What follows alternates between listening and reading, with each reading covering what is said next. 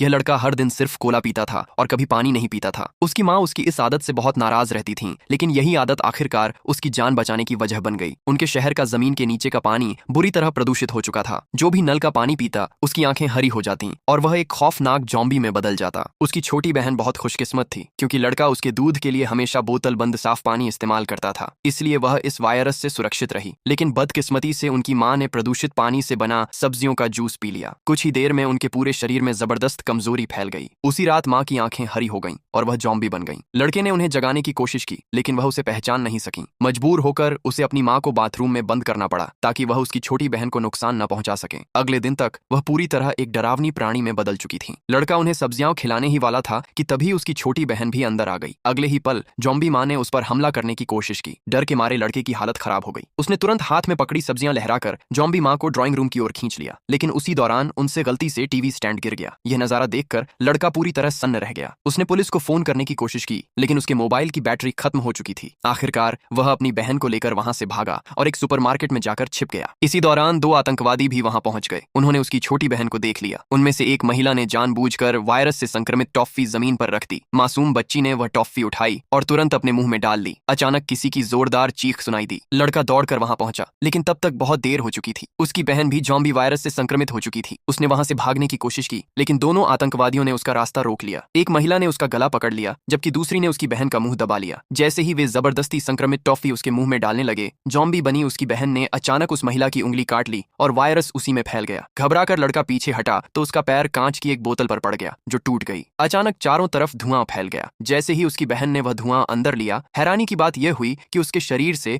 Virus खत्म होने लगा और कुछ ही पलों में वह पूरी तरह ठीक हो गई। लड़का तुरंत अपनी बहन को लेकर सुपरमार्केट से बाहर निकला ताकि मदद मिल सके। बाहर पहुंचकर उसने स्पेशल फोर्स के जवानों को देखा। वह पूरी ताकत से उन्हें आवाज देने लगा, लेकिन यह देखकर उसके होश उड़ गए कि वे बचे हुए लोगों पर ही गोलियां चला रहे थे। इसलिए वह अपनी बहन को लेकर फिर से भाग निकला। खुशकिस्मती से पानी के किनारे एक छोटी नाव मिल गई। उसने मदद के लिए इशारा किया और इस तरह दोनों उस डरावने शहर से निकलने में कामयाब हो गए। लेकिन जाते जाते उससे एक बड़ी गलती हो गई। उसने लापरवाही में एक कटा हुआ हाथ पानी में फेंक दिया। उसी पल उसे एहसास हुआ कि शायद यह खौफनाक संकट अभी खत्म नहीं हुआ है। इसलिए हमेशा याद रखें, पानी को कभी प्रदूषित मत कीजिए, क्योंकि एक छोटी सी लापरवाही पूरी दुनिया को तबाही के कगार पर पहुंचा